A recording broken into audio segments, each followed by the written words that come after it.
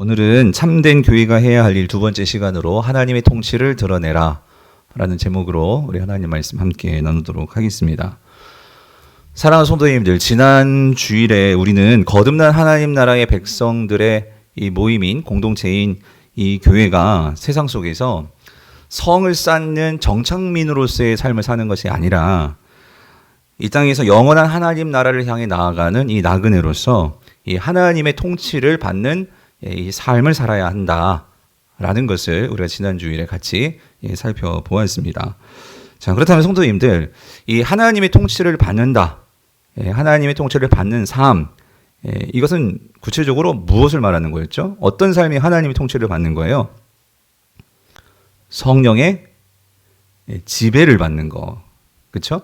내가 성령의 지배를 받아서 성령 충만의 삶을 사는 거, 그게 하나님 나라, 즉 하나님의 통치를 받는 삶이다 하는 것을 우리가 지난 주일에 함께 나누었습니다.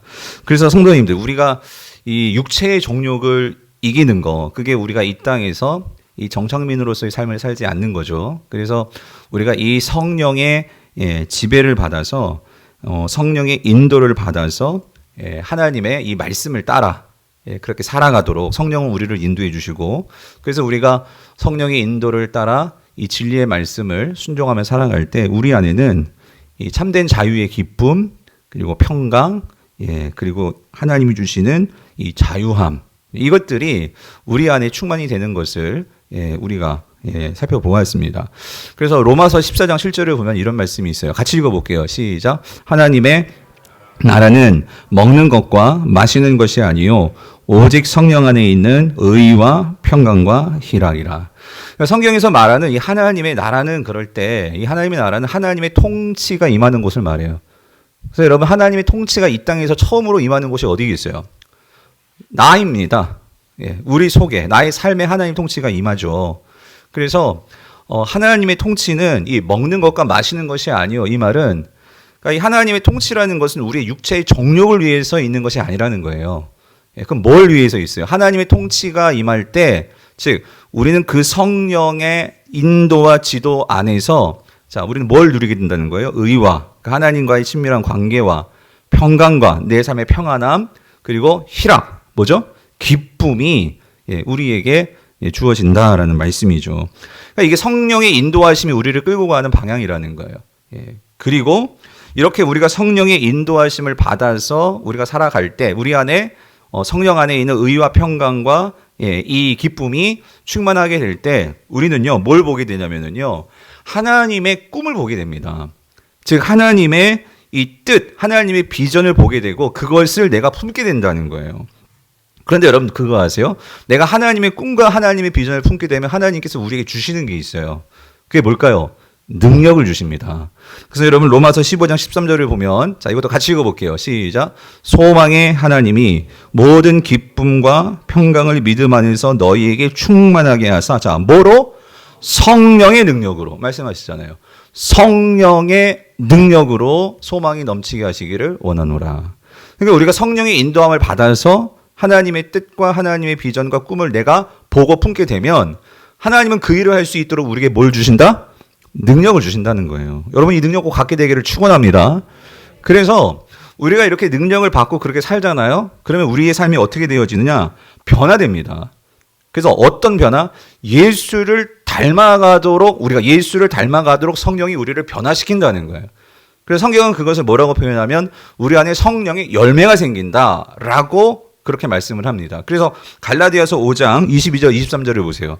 자, 우리가 어떻게 주님을 닮아갈까? 같이 읽어보죠. 오직 성령의 열매는 사랑과 희락과 화평과 오래 참음과 자비와 양성과 충성과 온유와 절제니 이 같은 것을 금지할 법이 없느니라요. 여러분, 여기 나와 있는 이 사랑, 희락, 화평, 오래 참음, 자비, 양성, 충성, 온유, 절제, 이거를 다 가지신 분이 누굴까요? 예수님이죠. 근데 우리도 성령의 인도를 받아서 하나님의 그 나라와 비전과 꿈을 품고 살아가면 능력을 주시는데 결국 우리도 예수님을 닮은 이 모습들이 우리 안에서 생긴다, 안 생긴다? 생긴다는 거예요. 이것을 금지할 법이 없다. 당연하게 너희들도 그렇게 모습들이 나온다. 성경을 말씀하시죠. 그래서 여러분, 이러한 성령의 인도와 성령의 능력과 성령의 그 하나님 나라의 꿈을 품게 하셔서 이러한 열매를 맺게 하는 이 일이 되어지려면 결국 우리가 뭘 받아야 된다고요? 성령의 지배를 받아야 된다. 하나님의 통치를 받아야 된다. 이게 지난주에 드렸던 말씀의 핵심이에요. 근데 한 가지 더. 그럼 조금 더 구체적으로 우리가 성령의 지배를 받으려면 우리가 뭘 해야 될까요? 어떻게 해야 될까요?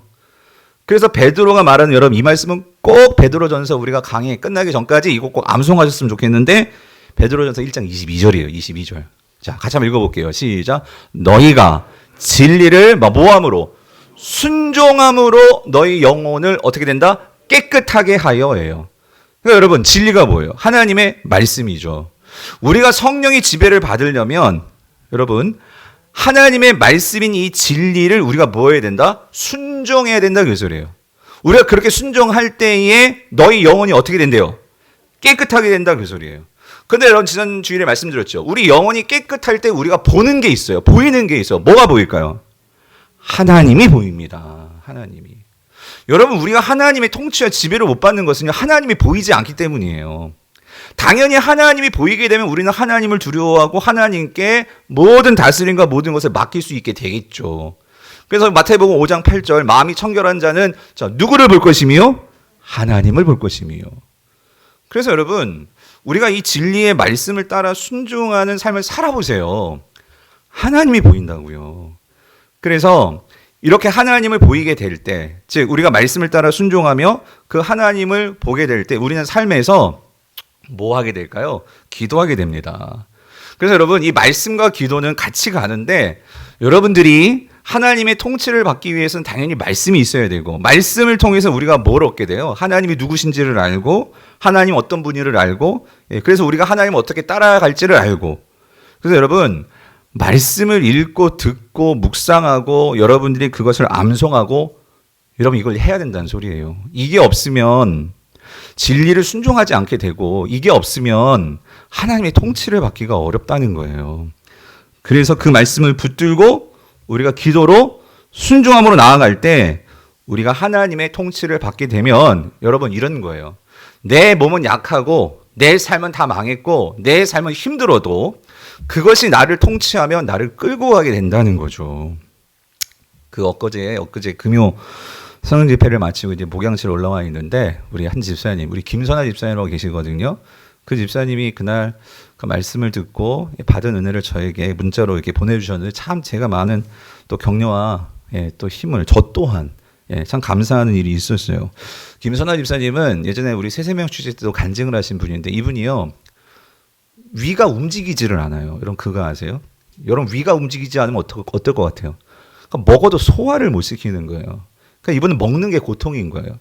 그러니 잘 보세요. 먹지를 못하니 우리 몸에 영양분이 잘 공급이 되게 해서 안 되니까, 여러분 보시면 아시겠지만 아주 뺏싹 마르셨어요. 그러니까 뭐 면역력도 약하고, 그러니까 병도 쉽게 걸리고, 항상 힘드시고 항상 그런 분이세요. 그런데도 교사신데, 그럼에도 매일매일 가서 아이들을 가르치고, 그럼에도 매일매일 예배에 나오려고 애를 쓰시고, 하여튼 그런 분이세요. 그런 분인데, 그날 이제 말씀을 듣고 기도하고 저에게 문자를 보내셨는데, 이거 같이 공유해도 된다고 해서 제가 한번 읽어드릴게요. 목사님 감사해요. 며칠 몸이 너무 아파서 아무것도 할 수 없었는데 이제 어떻게 하는지 알겠어요. 제가 그동안 말씀을 믿는다고 하면서 말씀의 능력을 온전히 신뢰하지 못했네요. 하나님이 함께 하시니 철병거라도 능히 쫓아내리라 말씀하신 주님께서 제 병이 아무리 오래되고 힘들더라도 하나님이 함께 계시니 반드시 쫓아내 주시리라고 믿고, 제가 할 일은 약속을 반드시 지키시는 신실하신 하나님과 말씀의 능력을 신뢰함으로 끝까지 포기하지 않고 말씀을 선포하며 나아가는 것이라는 걸, 저는 이제부터 갈라디아서 2장 20절과 고린도후서 5장 17절을 약 먹듯이 선포하며 저를 축복하며 승리할 것을 믿고 끝까지 싸워보려 해요. 하나님이 저와 함께 하심이 주위 사람들에게 드러나길 기도해요. 막막했던 저를 살려주셔서 감사해요. 늦었지만 감사를 표현해야 할 것 같아 말씀드려요. 이 마음 변치 않고 끝까지 이겨내길 기도해요. 평안한 밤 되세요. 이렇게 보내주셨어요. 성도님들, 이 집사님의 몸은요, 약하기 약한, 정말 약한 몸이세요. 그런데 그런 약하신 분이 여러분, 그런 고통의 몸을 가지고도 내 삶을 통해서 하나님의 그 영광이 드러낼 수 있도록 나는 살겠어요. 뿐만 아니라 비록 내 몸에 약함을 갖고 있지만, 그래서 여러분 지금 사사기 묵상하고 있잖아요. 이 유다 백성들이 그 철병거 때문에 하나님이 철병거 이기게 해주신다고 했는데도 두려워가지고 그걸 무찌르지를 못했는데, 이 집사님이 뭐라고 하세요? 내 안에 있는 이 육신의 이 철병거, 내가 그것에 주눅들지 않고 내가 진리의 말씀을 매일 선포하면서 그리고 그것을 이겨나가면서 살겠다. 여러분, 이게 뭘 보여주는 거죠? 이게 하나님의 통치와 다스림을 보여준다는 거예요. 내 몸은 약하지만 하나님의 통치와 다스림이 내게 온전히 임할 때 나는 약하지만 그거를 뛰어넘을 수 있는 그런 힘과 그런 은혜를 하나님의 통치로부터 받아서 내 육체를 가지고도 감사하면서 그것을 싸워나가고 살아가는 거. 여러분, 이게 하나님의 통치를 받는 삶이라는 거예요. 여러분, 이 집사님만 그런 것이 아니고 우리가 성경을 보면서 우리 신앙의 선배들에게서 배우는 하나님의 통치를 받는 삶이 이러한 삶이라는 거예요. 그 대표적인 예가 누구죠? 사도 바울이잖아요. 여러분, 사도 바울도 그 육체에 뭐가 있었습니까? 가시가 있었다고 하잖아요. 질병의 고통이 있었어요. 근데 그 사도 바울이 뭐라고 그가 고백을 하죠? 고린도후서 12장 10절. 그러므로 내가 그리스도를 위하여 약한 것들과 능욕과 궁핍과 박해와 공고를 뭐라고요? 기뻐하노니. 그러니까 여러분, 세상 사람 보면 미친 거 아닙니까? 이 말도 안 돼. 아니, 어떻게 그 약함과 능욕과 궁핍과 박해와 공고를 기뻐합니까? 이게 무슨 메조키스트야? 이게 뭡니까? 근데 그렇게 할 수 있는 이유가 있다는 거죠. 그게 뭐예요? 이는 내가 약한 그때의 뭐라고요? 강함이라. 여러분, 이게 무슨 말이에요? 몸은 약해요. 나 지금 다 망했어요. 자랑할 거 아무것도 없어요. 그런데 그런 몸이지만 내가 누구의 다스림을 받아요? 하나님의 다스림을 받는단 말이에요. 성도는 지금 나의 몸, 이 철병거를 바라보면은요, 우리는 거기서 다 기죽어요. 포기하기 쉬워요. 근데 그런 몸일지라도 누가 다스리면, 하나님이 다스리면 그 몸을 가지고도 여러분, 몸이 한 번에 바뀌지 않을 거예요. 그러나 이 집사님도 그럴 때마다 하나님 앞에 나와가지고, 우리 김선아 집사님, 금요 기도회든 주일 예배든 힘든데도 나오셔서 하나님의 은혜로 살려고 그렇게 살아가시니까 사라지는 거예요, 안 사라지는 거예요? 사라지소라는 거죠. 그래서 여러분, 잘 보세요. 내가 하나님의 통치를 받게 될 때 이것이 나의 삶에서 이어지는 게 있어요. 뭐냐면 저와 여러분들이 하나님의 통치를 받는 삶을 살잖아요. 그럼 그건 반드시 드러나게 되어 있어요. 그것은 반드시 세상 속에 드러납니다. 그렇게 드러나는 것을 성경은 뭐라고 말씀하시느냐? 그게 선교입니다, 여러분. 하나님의 통치가 나를 통해서 세상 가운데 드러나는 것, 여러분, 이게 선교예요. 근데 많은 분들이 우리가 이렇게 선교하면, 집사님 선교가 뭐예요? 라고 물으시면 대부분 이렇게 생각들을 하시는 것 같아요. 뭐냐면 우리나라가 아닌 먼 곳에 가서 비행기 타고 가서 배 타고 가서 다른 나라 가서 복음을 전하는 거. 여러분, 그거를 우리가 이렇게 선교라고 생각들을 하시죠. 근데 여러분, 이렇게 생각할 때 우리에게 나타나는 문제점들이 있어요. 뭐냐면 그렇게 되면 선교를 우리가 어떻게 이해하냐면, 선교는 나하고는 상관없이 어떤 전문 훈련을 받은 전문 선교사님들이, 그분들이 선교하는 거고, 나는 좀 관심 있는 사람은 선교 헌금하고 선교사님들을 위해서 기도하고, 아예 관심이 없는 분은 그냥 선교는 아무 나에 상관없어. 이런 일들이 생기는데, 그런데 여러분, 문제는 뭐냐면은요, 예수님은 선교를 그렇게 보지 않으셨다라는 거예요. 그 단적인 증거가 초대교회 성도들 가운데는요, 따로 선교라는 개념이, 그러니까 우리가 말하는 그런 선교의 개념이 없었어요. 그러니까 무슨 말이냐? 어떤 장소의 개념으로서의 선교는, 여러분, 그건 성경적인 선교의 개념이 아니에요. 초대교회 성도들이 생각했던 선교의 개념은 뭐냐? 그것은요, 예수님께서 가르쳐 주신 대로 이거죠. 세상 속으로 들어가서, 그러니까 하나님의 통치와 다스림을 나의 삶으로 드러내는 거예요, 드러내는 거.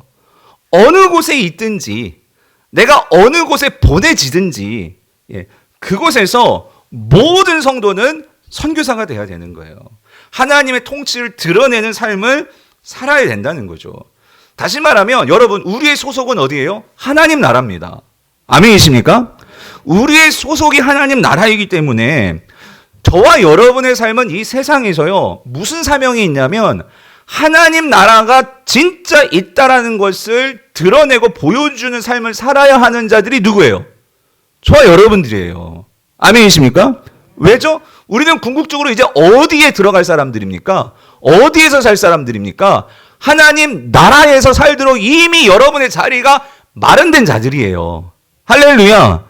그러니까 우리는 그거를 믿는다면 여러분, 우리가 세상 사람들에게 어떤 삶을 보여줘야겠어요? 하나님 나라가 있다. 하나님 자리가 있어. 나를 위해서 영원하게 준비된 그 하나님의 그 썩지도 않고 새하지도 않고 더럽지도 않는 그것이 우리에게 있습니다 하는 것을 뭐로 그 사람들에게 알려주겠어요? 뭐로 세상 사람들에게 보여주겠냐고요? 나의 삶의 모습이죠. 성경은 그거를 선교라고 말하고 있고 그 삶을 살아야 한다. 그렇다면 여러분, 선교는요, 선교사만 하는 게 아니라니까요. 저와 여러분 모두가 하나님 앞에서는 모두가 다 예외 없이 세상으로 보냄받은 선교사들이라는 거예요. 그래서 여러분, 교회는요, 여러분, 우리가 왜 이 교회에 모여서 지금 예배를 하고 있죠? 첫 번째는 내가 이 하나님을 만남을 통해서 내가 하나님의 통치를 받기 위해서예요. 하나님의 통치를, 우리가 예배 가운데 하나님의 임재를 경험하고 영광을 경험하고 하나님이 나의 주인이시고 나의 삶을 책임지시고 있고 하나님 나라가 존재하고 있고 그래서 우리가 그 나라를 바라보고 있고 이것들을 함께 모여서 확인하고 그것들을 함께 다시 한번 마음속에 새기는 자리가 예배 시간이에요. 그런데 문제는 뭐냐면 그렇게 하고 끝나는 것이 아니라 하나님은요, 우리를 어떻게 하시느냐? 예배와 함께 동시에 이제 예배가 끝나면 우리를 어떻게 하시죠? 보내십니다. 어디로 보내세요? 세상으로 보내시는 거죠. 그러므로 우리가 예배하는 것은 여러분 잘 기억하세요. 세상으로 다시 보내지기 위해서 우리가 예배를 하는 거예요. 이 예배를 통해서 우리가 하나님의 영광과 임재와 하나님의 통치를 받음으로 그걸 통해서 여러분의 삶 속에서 내가 하나님의 영광을 가진 자로서 그 영광이 드러나는 삶을 통해 우리는 이 선교의 사명을 감당하도록 하나님은 우리를 부르셨고 예배를 통해서 또한 부르시고 보내신다라는 거예요. 그래서 여러분, 예수님이요, 십자가에 달려 죽으시기 전에 이제 마지막으로 이 예수님의 핏값으로 교회를 세우실 거란 말이에요. 이 땅에. 그죠? 그런데 여러분, 그 예수님께서 이제 바로 죽으시기 바로 전날 밤 그 겟세마네 동산에서 주님의 핏값으로 세우시는 이 교회를 위해서 뭘 놓고 기도하셨을 것 같으세요? 예. 그게 자, 요한복음 10장에 나와 있는데, 자, 여러분 예수님의 기도를 잘 들어보세요.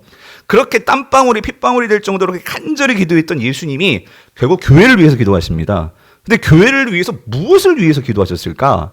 그러니까 교회가 그냥 이렇게 여기 모여서 우리가 예배 속에서 은혜만 받고 거기서 그냥 나 예배 은혜 받았어요. 나 위로 받았어요. 그냥 치유 받았어요. 그게 끝나는, 주님은 그걸 기대하시면서 교회를 세우시고 그거를 위해서 기도하셨을까? 뭘 위해서 기도하셨을까? 한번 들어보세요. 제가 읽어드릴게요. 16절부터 볼게요. 내가 세상에 속하지 아니함 같이 그들도 세상에 속하지 아니하였사옵나이다. 이 그들이 교회입니다. 직접적으로는 지금 제자들이죠. 그러니까 예수님의 소속은 하늘인 것처럼 그 제자들도 소속은 이 세상이 아니라 어디라는 거예요? 하나님의 나라라는 거죠. 그래서 그들도 세상에 속하지 아니하였사옵나이다. 그래서 그들을 진리로 거룩하게 하옵소서. 아버지의 말씀은 뭐예요? 진리니이다. 왜? 진리로 거룩해질 때 우리가 성령의 인도함을 받잖아요. 그래서 그 진리에 순종할 때 우리가 하나님을 보게 되잖아요. 예수님도 지금 그걸 기도하시는 거예요. 진리로 그들을 거룩하게 하옵소서. 아버지의 말씀은 진리니이다. 18절. 아버지께서 나를 세상에 어떻게 해요?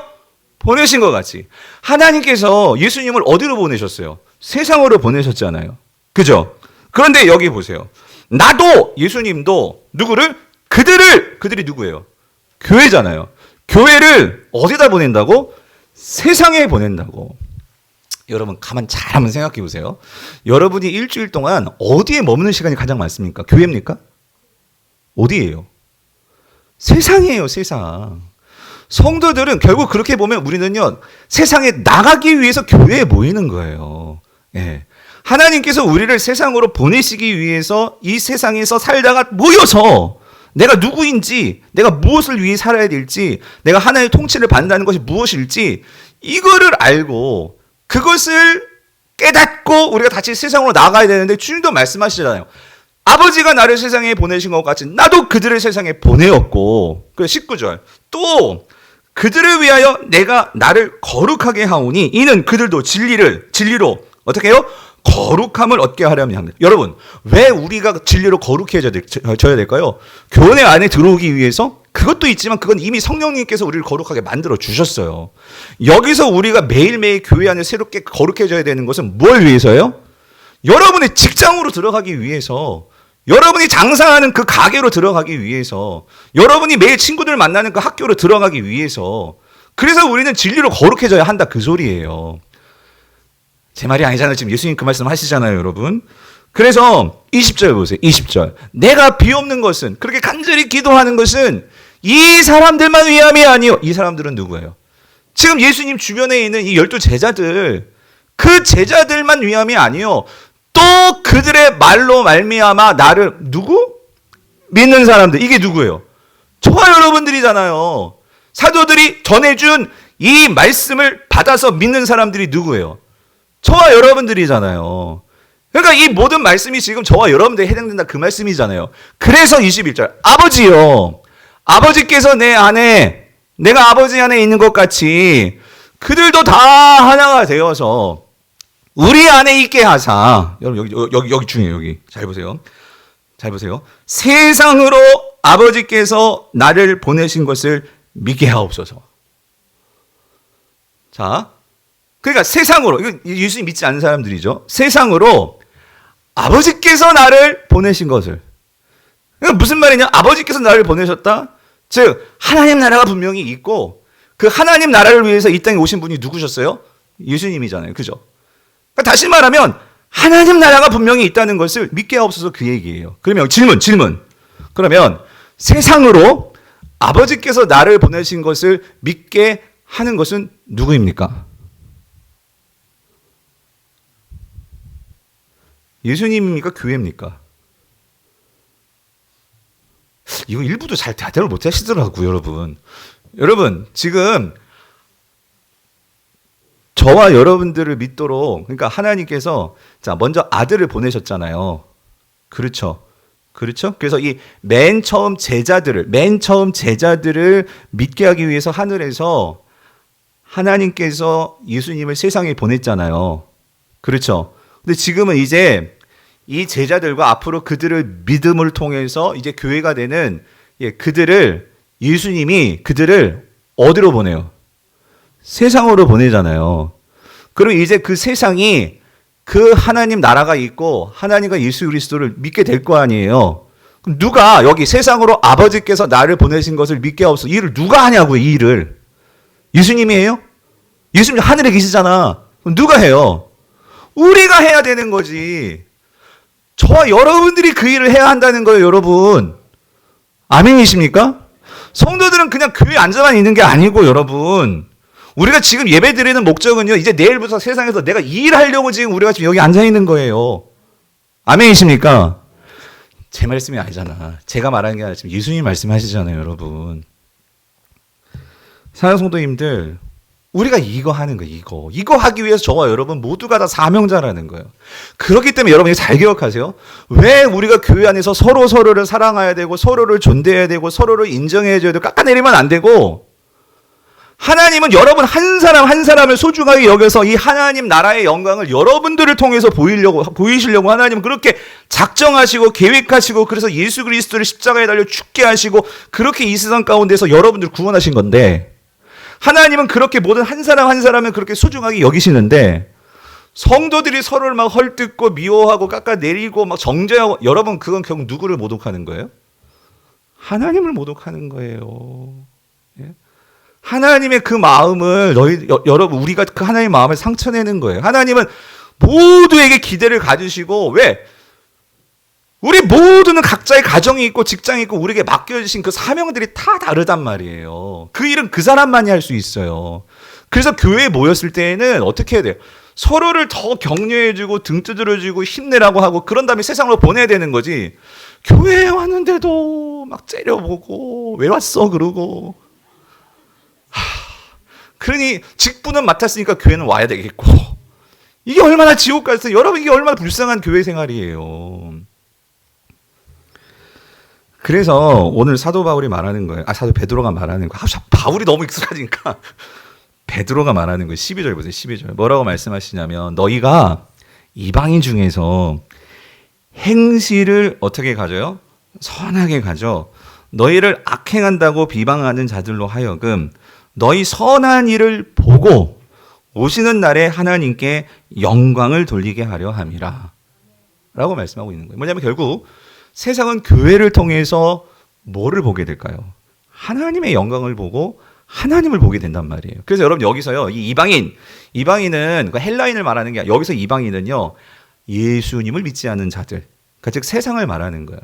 근데 세상이 이 예수 믿는 사람들을 보고 뭐 하냐면은요, 여러분 세상은요 예수 믿는 사람들 근본적으로 좋아하지 않습니다. 그래서 여기도 말하죠. 비방한대요, 비방한다.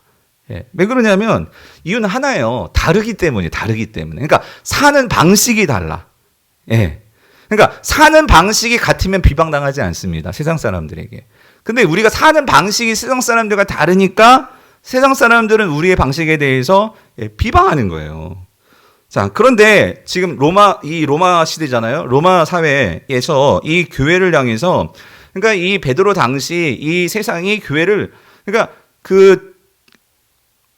좋게 안 보는 거죠. 왜 그러냐면, 자, 이런 거예요. 그러면서 참 이해가 안 되는데, 자, 보세요. 너희가 이방인 중에서 행실을 선하게 가져. 근데 그 세상이 너희를 뭐 한다고 비방해요? 악행을 한대. 악행을 한다. 그럼 여러분 상상해보세요. 아니, 교회가 무슨 악행을 했을까? 정말 악행을 했을까요? 아니에요. 이건 그 세상 사람들의 그냥 주관적인 입장이에요. 왜 그러냐면 악행이 아니라 여기서 악행을 한다는 것은 뭐냐면은요. 그러니까 당시 로마 사람들이 선이라고 그렇게 말하면서 세상 사람들은 그걸 따라 살아. 근데 성도들은 아무리 봐도 하나님의 관점에서 보면 그건 선이 아니야. 그럼 어떻게 해야 돼? 따라가야 돼요? 그럴 수 없잖아요. 근데 대표적인 문제가 뭐냐면 이 종교적인 문제인 거죠. 뭐냐면 뿌리 깊게 이 로마 사회가 이 적대감을 갖게 되는 것은, 그러니까 이 그리스도인들은요 이런 거예요. 그들과 같이 어울려 살다가도 이런 경우죠. 대부분의 이 사회가, 이 고대 사회는 이 신들의 사회이기 때문에 모든 의식과 삶이 신 중심으로 돌아가요. 장사를 하든지 체전을 하든지 뭘 하든지 다 신들의 사회, 신을 따라가. 그러니까 이 어떤 신전 의식에 참여를 해야 되는 거예요. 그런데 문제는 뭐냐면 신전 의식에 참여한다라고 가려고 해도 이게요, 그 고대 사회들의 이 신전 의식이 너무 음란해요. 음란하고 잔인하고, 그리고 너무나 하나님 관점에서는 하나님께서 기뻐하지 않는 그런 자리란 말이에요. 그러다 보니까 성도들이 그 자리에 가겠어요? 못 가는 거지. 피하게 되는 거지. 그러니까 이제 어떻게, 쟤네들 왜 저게 안 와? 쟤네들 뭐라고? 근데 보니까 구실을 삼는 거예요. 이들이 모여서 따로 예배를 합니다. 그런데 이 교회가 예배드리는 모습을 보니까 예배를 하고 성찬식이라는 걸 하는 거예요. 근데 하는 걸 보니까 이건 예수님이 주시는 몸입니다 하면서 떡을 먹고, 이건 예수님이 주시는 피입니다 하면서 포도주를 먹어. 그러니까 그걸 보고 뭐라고 비방을 할까요? 이런 거예요. 야, 교회 가봤니? 저 사람들 있잖아. 사람 잡아가지고 그 살 먹어. 그리고 피 뽑아 먹어. 이러고 있는 거예요. 교회에 갔더니 교회에서 이러는 거예요. 노예 보고도 내 형제래. 그 주인과 노예가 같이 밥을 먹어. 그리고 옆집 우리 내 아내의 친구한테도 막 자매라고 그래. 그러니까 세상 사람들이 뭐라고 비방할 거야? 이런 거야. 야, 교회 가봤니? 쟤네들은 모두 다 막 근친상간 하는 것 같아. 근친상간 하는데 다 형제고 다 자매야. 이러고 있는 거예요. 또 이런 거죠. 교회 가봤니? 왜? 교회 가는 사람 기도를 하는데, 그러니까 이거예요. 모든 로마 사회는요, 황제 숭배입니다. 황제를 신처럼 여기고 그 황제의 그 명예에 복종해야 되는데, 교회 다니는 사람을 봤더니 주기도만 한답시고 주의 나라가 임하게 하옵시고, 걔네들은 폭도야, 폭도. 이러고 있는 거예요. 이게 비방이에요. 이게 비방. 이게 악행한다는 거예요. 그러니 여러분 잘 생각해 보세요. 오늘 본문을 보더라도 왕을 존대하라 나오고요. 그 성도들이 이 세상을 살아갈 때 그 이웃 사람들에게 선을 행해야 되고, 교회는 어떤 해를 끼친 적이 없었어요. 근데 세상은 우리가 다르다고 이 교회 다니는 사람들을 그렇게 비방하고 그렇게 욕하고 그렇게 조롱하고 그러고 있는 거예요. 여러분 억울하지 않아요? 우리가 그렇게 터무니없는, 한마디로 말해서 이거 음모론이에요. 음모론. 이런 상황 속에서 여러분 우리가 어떻게 반응해야 될까요? 억울하잖아요. 근데 여러분 베드로가 뭐라고 대답합니까? 얘들아 너희들 억울하지. 그런데 나도 알거든. 근데 너희들이 속상하고 억울할수록 우리가 어떻게 되느냐? 오늘 12절에서 베드로는 분명히 얘기해요. 더욱더 적극적으로 선을 행해야 돼. 성도님들. 더욱더 적극적으로 세상을 향해서 선을 행해야 된다는 거예요. 그래야 교회는 하나님의 영광을 드러낼 수 있고, 그리고 그것이 교회가 세상에서 존재하는 이유이고, 더 중요한 게 있어요. 결국에는 선이 악을 이기게 되는 날이 올 거야. 성경은 분명히 그거를 우리에게 말씀하십니다. 여러분 베드로전서 3장 16절 17절을 보세요. 이렇게 말씀하시죠. 우리 같이 한번 읽어볼게요. 시작. 선한 양심을 가지라. 이는 그리스도 안에 있는 너희의 선앙을 욕하는 자들로 그 비방하는 일에 뭘 당하게 된다? 부끄러움을 당하게 되는 날이 올 거야. 예? 성도님들, 이거는 세상 사람들도 마찬가지고 우리 교회 안에서 믿는 성도들도 마찬가지입니다. 여러분 중에 누구 이렇게 비방하면서 다니는 거 좋아하시는 분 계십니까? 여러분 그거 정말 조심하셔야 돼요. 왜냐하면 그것이 지금은 밝혀지지 않지만 반드시 뭘 당하는 날이 온다고요?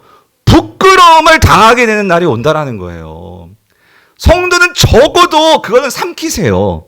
남의 허물을 볼 수 있는데 그거를 여기 가서 퍼나르고 저기 가서 퍼나르고, 하나님께서 세상에 대해서도 비방하지 말라 말을 하는데 성도들 가운데 만약에 그런다? 여러분 이거는 엄청나게 혼나실 것 같아요. 하나님 앞에 가서. 예.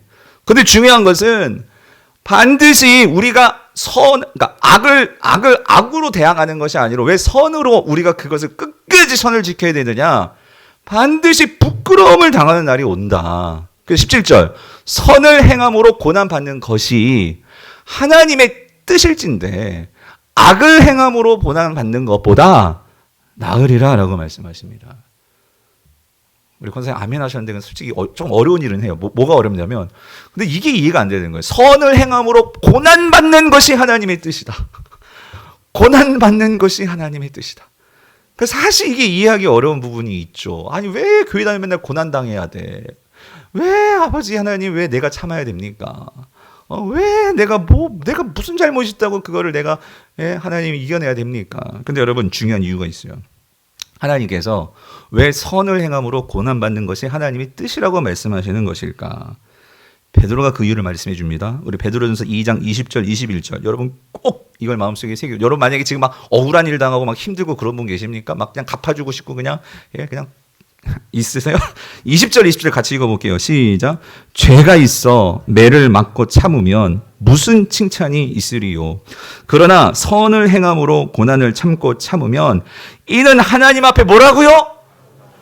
아름다우니라요. 근데 이걸 보면 이런 생각도, 아니 아까도 말씀해, 왜 하나님 무슨 고통을 즐기시는 분이신가? 무슨 메조키스트인가? 막 이러시는 분 계실 거예요. 이게 아름답대. 막 고행을 하는 게 아름답다 그 얘기입니까? 아니에요. 정말 중요한 이유는 왜 그러냐면요. 21절 때문이에요. 21절. 같이 읽어볼게요. 시작. 이를 위하여 너희가 부르심을 받았으니 그리스도도 너희를 위하여 고난을 받으사 너희에게 뭘 끼쳐? 본을 끼쳐 그 자취를 우리가 어떻게 해요? 따라오게 하려 하셨느니라. 무슨 말이냐면 예수 그리스도께서 우리를 위해서 먼저 그 고난을 다 담당하셨단 말이에요. 예수님께서 우리를 위해서 당하지 않으셔야 할 그 고난을 다 당하시고 주님께서 먼저 그 길 가셨단 말이에요. 그렇기 때문에 성도가 이 세상을 살아가면서 우리가 고난을 참는 것은 내가 힘이 없어서 자존심이 없어서 내가 성깔이 없어서 능력이 없어서 그게 아니고, 우리가 고난을 참고 우리가 그럼에도 불구하고 선을 행하는 것은 누구를 따라가기 위해서요? 예수 그리스도의 본을 우리가 따르기 위해서라는 거예요. 적어도 내가 진짜 성도고 진짜 주님을 사랑하는 성도라면 여러분, 내가 진짜 나중에 그 주님 앞에서 주님을 만나서 주님 앞에 내가 정말 한 거 없어도 그 주님 앞에 정말 그래도 죄송한 마음이 아니라 그 주님 앞에 섰을 때 내가 보여드릴 수 있는 거 한 가지 꼽는다면 뭐예요? 내가 참아낸 거. 뭐 때문에? 주님 닮기 위해서. 근데 여러분 그게 주님이 어떠하시다고? 어떻게 보신다고? 아름답게 보신다는 거예요. 아름답게. 그 어떤 것보다도 가장 아름답게 보신다. 아름답게 보신다. 그러므로 사랑하는 성도님들, 우리 성도들은 이 세상을 살아가면서 여러분 그렇기 때문에 비방을 당하고 억울한 일을 당하고 심지어 손해와 희생을 당하는 것이 당연할 수 있어요. 왜? 예수님께서 그 일을 당하셨기 때문에. 그러므로 여러분 분명히 그렇게 우리가 정말 예수님 없으면은요 영락없이 우리는 바보입니다. 바보. 세상 사람의 바보, 저런 바보 천치가 어디 있어? 왜 네가 그거를 참는데? 왜 네가 그걸 손해를 보는데? 근데 여러분 그때 성도는 그 세상 소리에 우리의 마음 빼앗기면 안 돼요. 그때 우리 누구를 봐야 돼요? 예수 그리스도를 봐야 돼요. 예수 그리스도. 예. 그게 성도의 모습이에요. 그리고 그게 뭐예요? 하나님의 통치를 드러내는 삶이라는 거예요. 그게. 제가 한 가지 예를 들어 볼게요. 여러분, 우리가 사도행전 7장을 보면 거기 그 스데반 우리 집사님이 순교를 하시잖아요. 그죠? 그래서 이 스데반 선교사님이지. 스데반 집사님이 그러니까 억울하게 동포들에게 이 누명을 쓰고 정말 억울하게 돌 맞아 죽으신단 말이에요. 예. 억울해. 잘못한 거 없어. 근데 대제사장들과 이 바리새인들이 모함을 해가지고 이 스데반을 하나님을 막 역적 행위를 했다. 이 성전을 우습게 여겼다. 그렇게 모함을 해가지고 그러니까 동포들이 돌을 들고 막 죽이는 거예요. 스데반을. 얼마나 억울해요. 너희들 똑바로 알구나 그러는 거야. 아니 내가 무슨 잘못이 있어. 막 대들 것 같은데 스데반 집사님은 어떡합니까?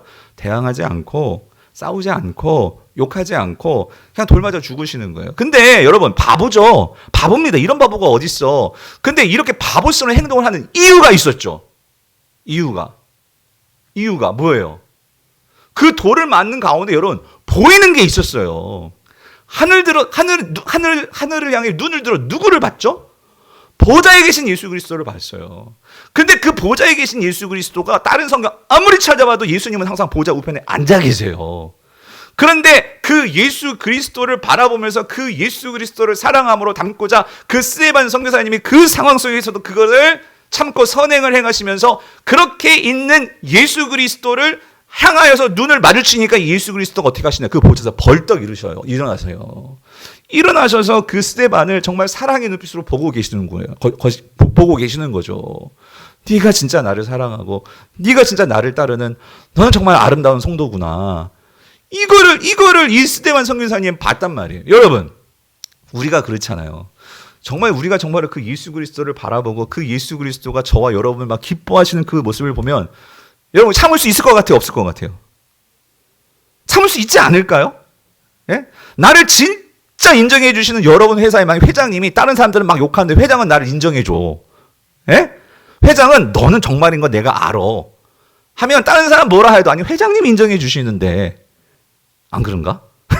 여러분 하나님 예수 그리스도가 보좌에서 벌떡 일어나셔가지고 그 스데반을 지금 지켜보시고 그 스데반을 사랑의 눈빛으로 보시는데 그러니까 스데반이 그거를 보니까 돌을 맞으면서도 다른 사람들이 눈에 안 들어오는 거죠. 그러니까 이 스데반 집사님이 그 예수님을 바라보고 그 사람들 앞에서 어떤 모습을 보이느냐. 자, 59절 60절 그들이 돌로 스데반을 치니 스데반이 부르짖어 이르되 주 예수여 내 영혼을 받으시옵소서 하고 60절 무릎을 꿇고 크게 불러 이르되 주여 이 죄를 그들에게 돌리지 마옵소서 이 말을 하고 자니라. 자 여러분 이거 어디서 많이 본 거 아니에요? 응? 누구? 예수님께서 십자가에 달려셨을 때 주 예수 아버지여 내 영혼을 받으시옵소서. 그런데 뭐라고 말씀하셨어요? 이 죄를 저들이 이 죄를 모릅니다 아버지. 이 죄를 저들에게 돌리지 마옵소서. 이거 누가 하신 말씀이에요? 예수님이 하신 말씀이란 말이야. 근데 그 예수님의 모습을 지금 누가 담고 있어요? 스데반 집사님이 담고 있어요. 성도님들 지금 뭐가 드러나는 거죠? 하나님의 통치가 드러나고 있는 거예요. 하나님의 나라가 드러나고 있다고요. 근데 여러분 정말 놀라운 게 뭔지 아십니까? 그렇게 이 사람들 앞에서 이렇게 예수 그리스도의 모습이 스데반을 통해서 드러날 때 이거를 보는 정말 기독교 역사에서 엄청난 일을 하는 한 사람이 있었어요. 이 모습을 볼 때는 기독교를 완전히 다 깔아 뭉개가지고 없애트리려고 그렇게 혈안이 되어 있던 한 청년이 있었는데 근데 이 청년이 이 스데반 집사님의 이 모습을 봤어요. 그리고 훗날 이 한 사람이 기독교를 완전히 세계적인 하나님 나라의 그 선교에 앞장서서 온 세계에 복음이 전파되는 이 놀라운 일을 이룬 한 사람이 있었으니 그가 누구? 사도 바울, 사도 바울. 사도 바울이 그 현장에 있었단 말이에요. 예. 그런데 여러분, 사도 바울은 예수님이 십자가에 달려 죽으시는 걸 못 봤어요. 그런데 이 사도 바울은 누구를 통해서 그 모습을 보게 된 것일까요? 스데반을 통해서 본 거예요. 스데반을 통해서 그 예수 그리스도가 십자가에서 죽으시는 모습을 본 거죠. 그랬을 때 하나님께서 때가 되었을 때 이 사도 바울을 통해 놀라운 변화를 일으키시고 하나님 나라의 이런 놀라운 역사를 오늘 저 여러분께까지 선교가 이렇게 흘러가도록 역사하셨단 말이죠. 성도님들, 이게 하나님의 통치가 드러나는 삶이라는 거예요. 여러분의 삶을 너무 이렇게 무시하지 마십시오. 목사님, 내가 내가 주부고, 내가 무슨 하는 일이 내 직업이 정말 보잘것없고. 여러분, 그 사단의 소리입니다. 하나님께서 무슨 일을 하든 하나님은 우리 지금 사사기 보고 있잖아요. 하다못해 하나님을 위해서 일하는 사람이 안 나오니까 죄송합니다. 장애인을 쓰시고, 예? 가정주부를 쓰시고, 예? 창녀의 아들을 쓰시고. 이거 여러분 왜 그런 줄 아세요? 하나님을 위해서 헌신한 자들이 없는 거예요. 헌신하는 자들이. 예. 그런데 여러분, 그렇다고 하나님께서 그들이 보잘것없이 그들 썼다, 그게 아니라 하나님은요, 그런 거 상관하지 않으시고 하나 보십니다. 태도. 예. 하나님 향해서 어떤 태도를 가지고 살아가느냐. 중요한 건 여러분, 오늘 우리 삶 속에서 하나님의 통치가 먼저 내게 임하면, 그리고 여러분이 먼저 그 하나님의 통치를 받으셔야 돼요. 그래서 그 하나님께 진리를 내가 순종함으로, 그리고 기도함으로 그렇게 반응하며 살아갈 때 여러분의 삶은 엄청난 결과를 이루실 것을 믿으시기를 바랍니다. 그래서 우리가 여러분 보세요. 이제 여러분 이렇게 예배드리고 내일 세상으로 나가 산단 말이에요. 적어도 내가 세상으로 하나님께 보냄받은 성도야, 이런 사명과 이런 의식을 가진 성도라면 세상에서 누구를 만나도 여러분 함부로 그렇게 말하거나 함부로 내가 행동 그렇게 할 수 없어요. 예. 내 하나하나가 이 사람들에게 어떤 영향을 끼칠 수 있을지 모른단 말이에요. 그래서 내가 하나님 앞에서 부름받은, 하나님께 보내진 이러한 하나님의 영적인 선교사라는 의식으로 살아갈 때 여러분 분명한 건 한 가지가 있어요. 여러분이 세상을 살아가면서 나의 정체성이 분명해집니다. 그리고 그렇게 살아갈 때 우리에게 우리 안에 생겨나는 게 있거든요. 성도들에게도 뭐냐면요, 장차 우리에게 임할 하나님 나라를 더 갈망하고 기대하고 소망하고 대망하게 된다는 거예요. 여러분 한번 잘 생각해 보세요. 내가 정말 이 땅을 살아가면서 정말 하나님 나라가 이 땅 가운데 임하며 새하늘과 새 땅이 될 것을 내가 정말로 그걸 사모하면서 여기서 예배하고 그것을 사모하면서 내가 살아가는가? 우리가 이거를 자꾸 잊어버리고 이 종말론적인 신앙이 없어지는 이유는요, 내가 하나님 나라의 통치도 잘 받지 않고 하나님 나라의 통치를 드러내는 삶을 살지 않으니까 내가 소속이 어딘지도 모르고, 그리고 내가 장차 우리에게 임할 그 하나님 나라에 대한 산 소망을 바라지도 않고, 그러니까 우리 안에서 이 종말론적인 신앙이 없어지는 거예요. 그러니까 세상에 대해서 우리가 그것을 이기지를 못해. 왜? 이 세상이 커 보이죠. 여러분, 이 세상은 결국 다 심판받을 세상입니다. 그래서 오늘 이 관점에서 12절을 잘 보세요. 12절을 보면, 자, 다시 봅니다. 너희가 이방인 중에서 행실을 선하게 가져 너희를 악행한다고 비방하는 자들로 하여금 너희 선한 일을 보고, 자, 여기요, 오시는 날에 그랬습니다. 오시는 날에 하나님께 영광을 돌리게 하려 함이니라. 자, 여러분 여기서 이 오시는 날에 이게 뭘까요? 누가 오시는 날에? 누가? 예수 그리스도께서 다시 이 땅에 오시는 날이 있단 말이에요. 예? 예수 그리스도께서 이 땅에 이제 아기 예수처럼 그렇게 겸손한 모습 오시는 게 아니고요, 만왕의 왕 만주의 주 심판주로서 이 땅에 오십니다. 예. 심판주로서 이 땅에 다시 오시는데, 그날에 어떤 일이 벌어지느냐? 그날에 세상 사람들이, 자 보세요, 이방인 중에서 그랬잖아요. 그 세상 사람들이, 자, 성도들이 이 세상에서, 자, 너희 선한 일을 보고, 성도들이 교회에서 이 세상 사람들에게 선한 일을 행한단 말이에요. 그걸 누가 봐요? 세상 사람들이 봐요. 근데 오시는 날에, 주님이 오시는 날에, 자, 하나님께 영광을 돌리는 일이 일어나는데, 질문! 이거 일부에서도 잘 대답을 못 하시더라고. 2부는 기대합니다. 하나님께 영광을 돌리게 하려 함이라. 누가 영광을 돌리는 걸까요?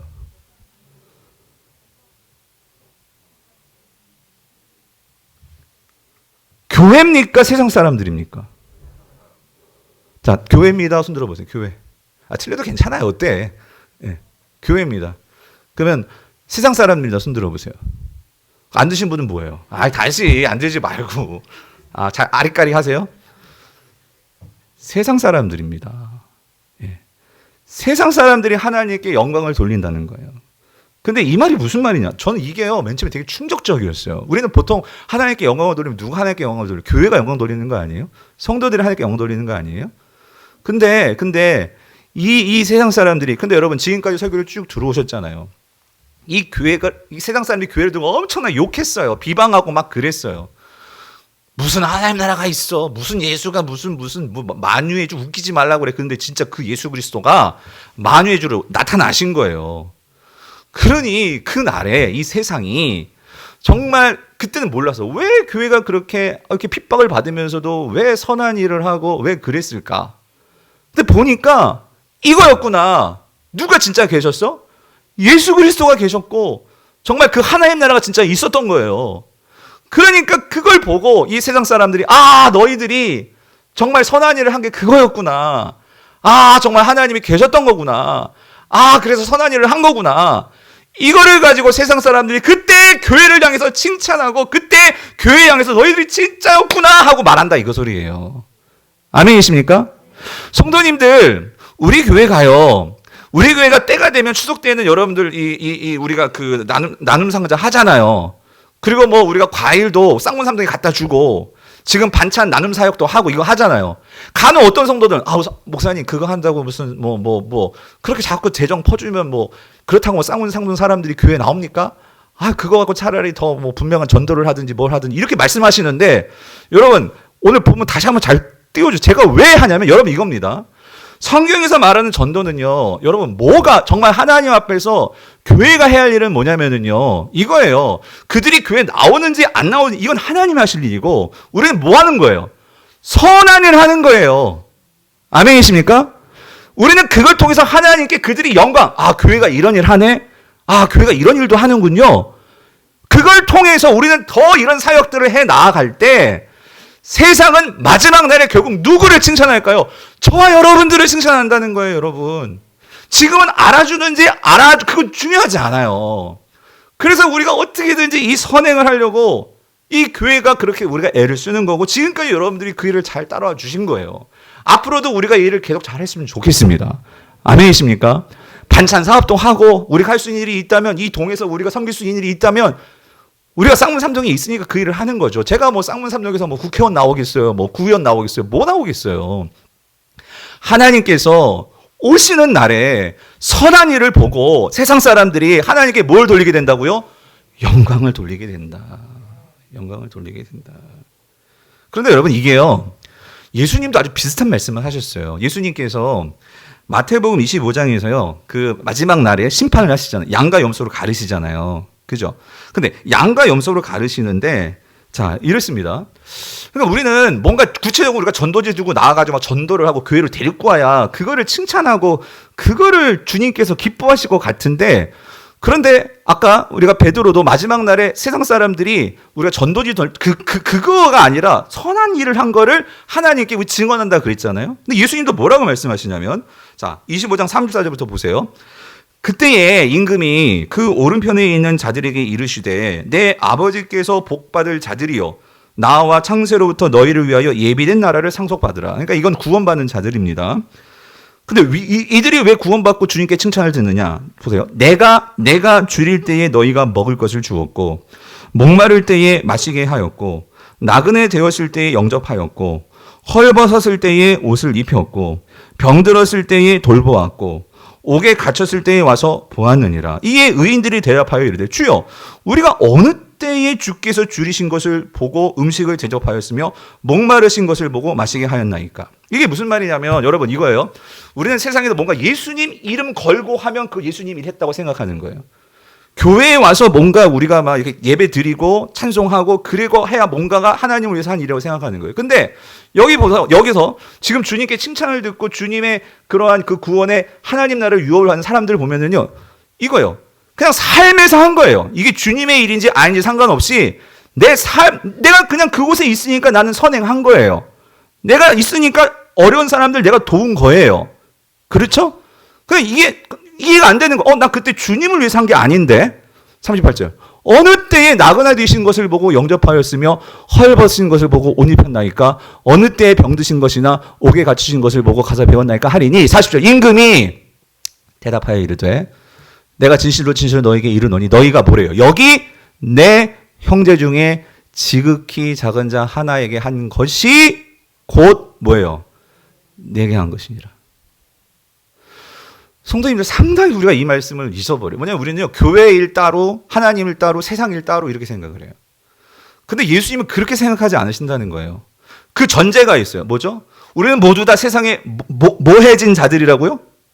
세상에 보내진 자들이란 말이에요. 우리는 세상에 선교사로 보내진 자들이란 말이에요. 그러면 여러분들이 친구를 만나고 장사를 하고 손님을 만나고 상사를 만나고 뭐 세상에서 살아가는 그 모든 사람들이 우리의 목회의 대상이고 선교의 대상이고 하나님 나라를 위해서 하나님 영광을 나타낼 그 대상들입니다. 우리가 정말로 이 사실을 기억한다면 여러분 그 한 사람 한 사람에 대한 우리의 태도가 분명히 달라질 거예요. 왜? 그것이 곧 하나님의 일이기 때문에. 그것이 곧 선교이기 때문에. 아멘이십니까?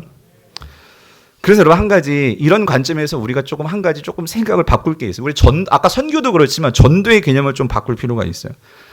우리가 전도지만, 그러니까 여러분 제가 잘 기억하세요. 전도지 갖고 전도가 제가 나쁘다, 잘못했다, 그거 말하는 게 아니라 그건 우리가 당연히 알고 있어요. 근데 많은 교회 안의 성도님들이 전도지만을 가지고 나아가서 띠 매고 예수 믿으세요 하는 것만이 전도라고 생각한단 말이에요. 그 전도 맞는데 그것만이 아니라 성경이 말씀하시는 또 중요한 전도는 뭐냐면 우리 삶으로 내 삶 자체가 전도지입니다. 아멘이십니까? 내 삶 자체가 여러분 아랫집, 윗집, 이웃집, 이웃들과의 관계, 여러분 그게 전도지입니다. 그 영국의 복음주의 리더로 인정받는 이 팀 체스터라는 신학자 있어요. 이분이 베드로전서 말씀해 가지고 이 책 일상교회라는 책을 쓰셨는데 이 책에 보면 이 전도와 관련돼서 이런 내용이 나와요. 자, 우리는 전도를 생각할 때 초청 예배나 전도 프로그램, 노방 전도, 방문 전도를 먼저 떠올리지 말아야 한다. 우리는 주민자치 모임에 참석하는 것, 반상회에 참석하는 것, 사무실에서 일하는 것, 남편에게 밥을 차려주는 것, 이거를 먼저 생각해야 한다는 거예요. 전도를 생각한다면. 우리는 초대교회 당시 선교사들을 거의 모른다. 이게 무슨 말이냐면 초대교회는 따로 선교사가 정해져 있지 않았어요. 모두가 다 뭐야? 모두가 다 선교사지. 예. 선교는 주로 이름 없는 그리스도인들의 증거, 곧 수없는 친절한 행동, 가족과 친구의 유대관계, 진지한 이웃들과의 대화에 의존했다. 전도는 전문가의 활동이 아니라 생활 양식이었다. 이 표현 좀 마음 새겨갔으면 좋겠어요. 전도는 전문가의 활동이 아니라 무슨 전폭 훈련을 해야지만 우리가 전도를 잘하는 게 아니라 전도는 생활 양식이라는 거예요. 생활 양식. 그러니까 이 책에서 말하는 핵심은 그거예요, 여러분. 우리가 전도와 선교를 구분하는 것도 잘못된 것이고 또 전도를 목사님 내가 어떻게 전도를 해요? 아니, 여러분이 지금 전도를 하면서 살고 있는 거예요. 여러분 삶 자체가. 예? 우리 삶 자체가 전도예요. 그러니까 삶의 현장에서 나를 통해서 하나님이 드러나는 게 선교이고 그리고 기회가 됐을 때 이제 내가 구체적으로 내가 받은 은혜를 나눈다면 그게 전도이고. 예. 그래서 이 책에서 보면은요, 몇 가지 구체적인 이 적용점을 말하는데 이거 한번 여러분 좀 마음속에 좀 여러분도 한번 적용해 보시면 좋겠어요. 8가지 실천사항이 나온 첫 번째는 뭐냐면은요, 삶의 전도와 선교를 위해서 첫 번째는 비그리스도인들과 어울려 밥을 먹으라 그 소리예요. 맨날 성도들끼리만 놀지 말고, 저한테도 마찬가지기도 한데, 저는 물리적으로 성도님들과 함께하는 시간 많을 수밖에 없지만, 어쨌든, 그러니까 비그리스도인과 어울려 밥을 먹어라.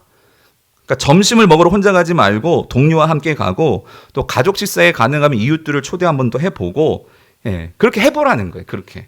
예. 두 번째는 운전하지 말고 걸으라. 이게 무슨 말이냐면 걸으면서 좀 주변, 동네, 마을 좀 이걸 살펴보라 그 소리예요. 좀 이렇게 보면서 모든 사람들이다 하더라도 먼저 한번 인사를 한번 건네봐라. 예, 그리고 모르는 사람이라도 한번 친구를 사귀어봐라. 그러면서 이웃들에게 먼저 관심을 가져봐라. 이게 두 번째. 세 번째는 그러면서 단골이 되라요. 단골이 되라. 그러니까 마을에서 이리저리 다니면서 주유소, 슈퍼, 미용실, 카페를 이것저것 바꾸지 말고 그러니까 한 곳을 공략하라 그 소리지. 예. 그러니까 같은 곳을 가라 그 소리야. 그러면서 거기에 있는 직원들 또 일하는 주인들 알고 지내라. 네 번째는 비그리스도인들과 함께 취미 생활을 해라. 왜냐하면 그러니까 공유할 수 있는 취미를 하나 선택해서 다른 사람들과 즐기면서 자연스럽게 만남을 가져보라는 거지. 그러면서 나는 예수 그리스도를 믿는 사람으로서 그들에게 따른 말의 향기와 삶의 태도 이런 모습들이 그냥 자연스럽게 드러나도록 그런 기회를 만들어 봐라. 그러면서 다섯 번째, 동료에게 말을 걸라. 그러니까 아무도 말을 안 해. 그럴 때 성도들이 먼저 한번 말을 먼저 걸어보라 그 소리예요. 처음에 어렵겠지만 그렇게 자꾸 해보면 된다는 거죠. 그리고 그렇게 하면서 그분들이 어려움에 있을 때 그럴 때 내가 당신을 위해서 기도하겠습니다. 그러면서 여긴 구체적으로 네 사람을 택해서 여러분들의 기도 제목에 우리 성도들 말고 그런 동호회라든가 이웃집 그렇게 알게 된 사람을 여러분의 기도 제목에 넣고 매일 기도하라는 거예요. 여섯 번째, 지역 행사에 참여하라. 그러니까 모든 지역 행사와 축제 이런 청소 활동들에 참여해서 그렇게 하면서 지역을 위해서 기도하고 그게 선교라는 거죠. 나는 이 마을에 보내졌다 그 소리예요. 그리고 일곱 번째, 이웃을 섬겨라. 청소를 하고 음식을 나누고 내가 어떤 기술이 있으면 옆집 물건도 고쳐주고 그러면서 도우라는 거예요. 이걸 기독교적으로 풀면 섬기라는 거죠. 세상을 섬기라.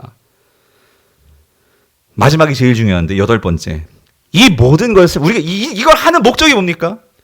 이 모든 것을 예수님을 사랑함으로 그리고 사람을 사랑함으로 그리고 삶을 사랑함으로 그래서 하나님의 통치를 드러내는 선교적 마음으로 하라는 거예요. 이것들을 다른 게 아니라 선교적 마음으로 하라고. 왜? 내가 선교사니까. 내가 삶으로 보내진 선교사니까.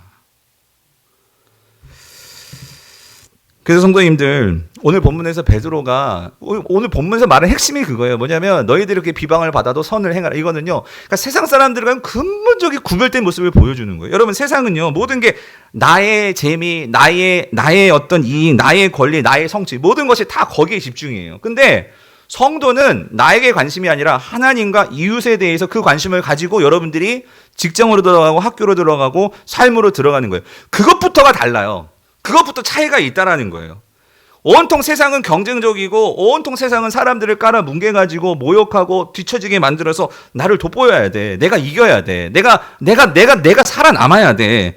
그런데 그렇게 높아지려는 세상 속에서 그리스도인들이 들어가는데 이 사람은 어떻게든지 나를 세워주려고 그래. 나를 존경해 주려고 그래. 나를 인정해 주려고 그래. 나를 등 뜯어 주려고 그래.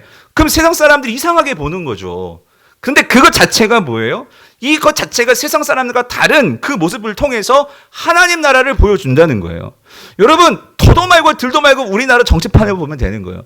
여야가 싸운다고 하더라도 여러분 그렇게 치졸하게 막 흠집 내면서까지 그렇게 할 필요가 있을까? 아니 정책을 갖고 서로 토론하고 그런 모르겠는데 사생활을 들춰내고 그러면서 어떻게든지 끌어내리려고. 근데 만약에 여러분 한번 상상해 보세요. 그런 정치인들이 만약에 두 사람이 정말 기독교 이런 마인드를 가지고 여야에서 대표들이 나왔어. 그래가지고 어떻게든 비방하지 말라고 하셨으니까 우리 비방하지 맙시다. 그러면서 서로 정말 국민들이 선택할 수 있게끔 정책들을 놓고 성도들이 정말 우리에게 필요한 정책이 뭔가를 정말 선택할 수 있도록 그런 식으로 만약 정치판이 돌아가.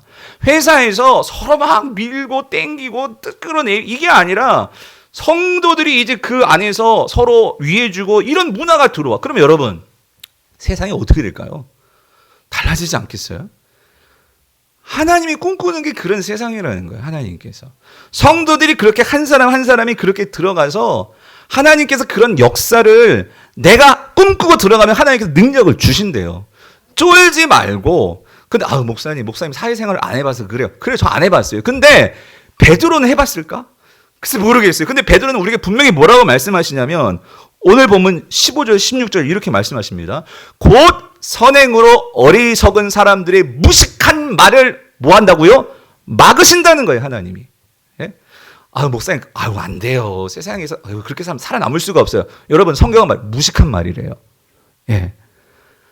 하나님의 능력을 우리가 무시하지 말라는 거죠. 그래서 16절 보세요. 너희는 자유가 있으나.